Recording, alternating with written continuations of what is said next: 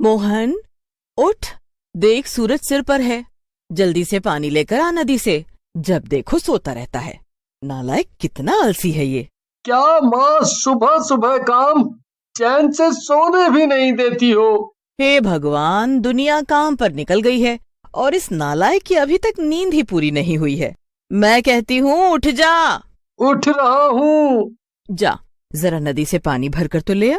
उसने दोनों हाथ में मटके पकड़े और फिर नदी की तरफ चला गया। वहां जाके उसने पानी भरा और घर लौट आया। माँ, ये लो पानी, पियो अब जितना पीना है। सुन, बाजार में हमारे पुराने सुनार के पास जा और ये गहने जरा पॉलिश करके ले आ, समझा? और कहीं मत जाना, ठीक है?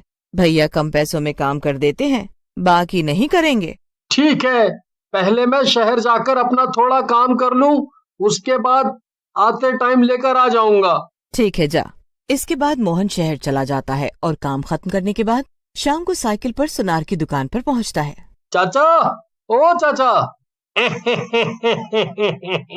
कौन हो भाई? अरे मैं यहाँ कुछ गहने पॉलिश कराने लाया हूँ। जी जी, लाइए, इसी काम के लिए तो बैठे हैं हम। जी, आज ही हाथों हाथ कर देंगे क्या? हाथों हाथ तो नहीं हो सकता। देखिए जी, कारीगरी का काम है, समय लगता है। पर वो जो दूसरे सुनार हैं, वो तो हाथों हाथ दे देते हैं। जी, देते होंगे, सबका अपना अपना ढंग है काम करने का। मोहन कुछ नहीं कहता, पर उसे कुछ गड़बड़ लगी। जी, अब मैं चलता हूँ, कल लाता हूँ इसी समय पर। हमारे गहने तैयार रखिएगा। जी जी, बिल्कुल बिल्कुल। सुनार गहनों को लेकर दुकान के अंदर चला जाता है। उसे लगता है कि मोहन वहां से चला गया, पर मोहन बाहर खिड़की से सुनार को देखता है। मोहन जब खिड़की से अंदर झांकता है तो हैरान रह जाता है। उसकी सांस अटक जाती है और वो हांफने लगता है। हे भगवान, तो ये है सुनार की सच्चाई। सुनार एक इंसान है ही नहीं। मोहन देखता है कि सुनार एक भूत है जो सबके सामने सुनार बन के रहता है। उसकी एक पत्नी भी है, बहुत भयानक चुड़ैल, जो गहनों से लदी हुई है। लगता है बहुत कमाई हुई है आज। क्यों ना हो, गांव वाले हैं ही इतने मूर्ख, सस्ता समझकर मेरे पास ही आते हैं। इन गहनों को साफ करके जो सोना हम चुराएंगे, उससे तुम अपने लिए और भी गहने बनाना।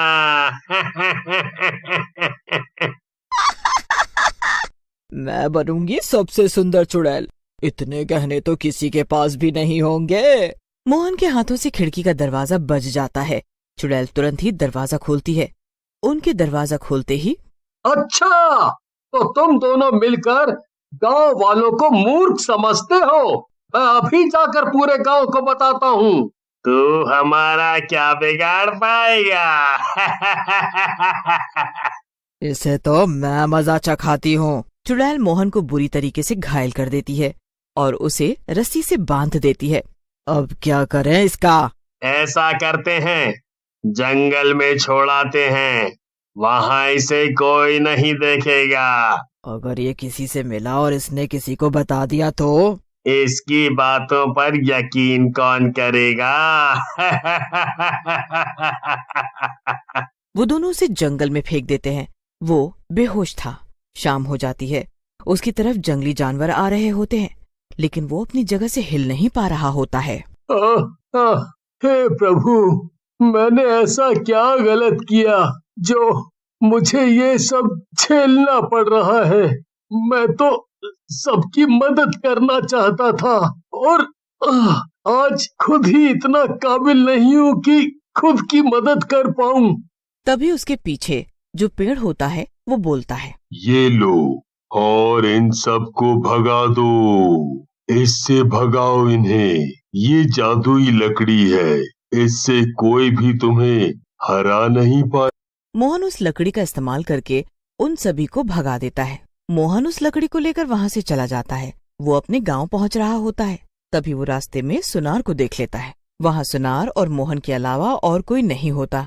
इसलिए सुनार भूत बनके मोहन से कहने लगता है,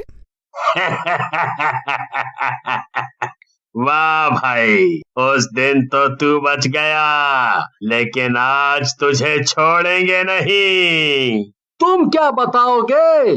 आज मैं बताऊंगा तुम्हें और तुम्हारी उस लालची पत्नी चुड़ैल को कि सबक कैसे सिखाते हैं। उसके बाद वो जादुई लकड़ी की शक्तियों से चुड़ैल और उसके पति को कैद करके सरपंच के पास ले जाता है। सभी गांव वाले उन्हें देखकर डर जाते हैं। आप सबको डरने की कोई जरूरत नहीं, ये फिलहाल मेरी कैद में हैं। अरे पर ये आए कहाँ से? तुम इन्हें यहाँ क्यों लाए हो? रुको रुको, सब बताता हूँ। मोहन, तुम इन्हें क्यों मार रहे हो और तुम्हारी ऐसी हालत किसने करी? सरपंच जी, ये दोनों सोने के साथ छेड़छाड़ करते हैं। लोगों के गहनों को साफ करने के बजाय उनसे कुछ मात्रा कम कर लेते हैं और ये लालची चुड़ैल अपने शौक पूरे करती है। जब मुझे ऐसा पता चला तो इन लोगों ने मुझे इतना मारा और घायल करके जंगल में छोड़ दिया। जैसे तैसे अपनी जान बचाकर आया हूँ। ऐसा हमने कभी सोचा भी नहीं था। गलती असल में हमारी है ना। हमने सस्ते के लालच में इन लोगों को बढ़ावा दिया। गलती हमारी नासमझी की है। किसी पर भी बिना बात के भरोसा कर लेना ना, हर सस्ती चीज ठीक नहीं होती। किसी भी चीज पर भरोसा करने से पहले उसकी जांच परख करनी चाहिए। सही कहा मोहन तुमने। चौकन्ना रहना बहुत जरूरी है। इस चुड़ैल से सारे गहने छीन लीजिए। तुम चिंता मत करो, तुम्हारे घर में गहने पहुंच जाएंगे। मैं पुलिस वालों से बात करके सब ठीक कर दूंगा। आपका बहुत बहुत शुक्रिया सरपंच जी।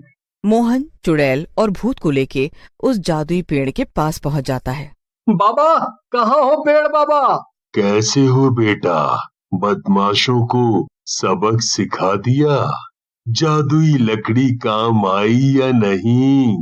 आपकी जादुई लकड़ी ने तो बिना कहे ही मेरा इलाज कर दिया, गुनहगार को सबक सिखाया। आपकी ये जादुई लकड़ी तो बड़ी कमाल की है। तुम्हारा मन बहुत साफ है, इसीलिए ये लकड़ी मैं हमेशा के लिए तुम्हें देता हूँ। ये क्या बात कर रहे हैं आप? नहीं नहीं, अब ये मेरे किस काम की? इसका उद्देश्य पूरा हुआ, अब आप इसे वापस रख लीजिए। जैसी तुम्हारी इच्छा। अब आप इस लालची चुड़ैल और भूत का कुछ कीजिए। इन्हें आप कड़ी से कड़ी सजा दीजिए। हमें माफ कर दीजिए, हम आज के बाद कभी ऐसा नहीं करेंगे। हाँ, तुम्हें माफी नहीं मिलेगी। बेटा, इन्होंने बहुत से पाप किए हैं जिनकी सजा इन्हें मिल चुकी है। अब हमें इन्हें माफ कर देना चाहिए। बेटा, तुम साहसी हो और साहसी लोगों को हमेशा क्षमा का भाव रखना चाहिए। हमें सब जीवों के प्रति अपना करुण स्वभाव रखना चाहिए। हाँ बाबा, मैं समझ गया। आपका बहुत बहुत धन्यवाद। जाओ और अपनी जिंदगी अच्छे से जियो और साहसी बनो, आलसी नहीं। दोनों के दोनों हंसने लगते हैं।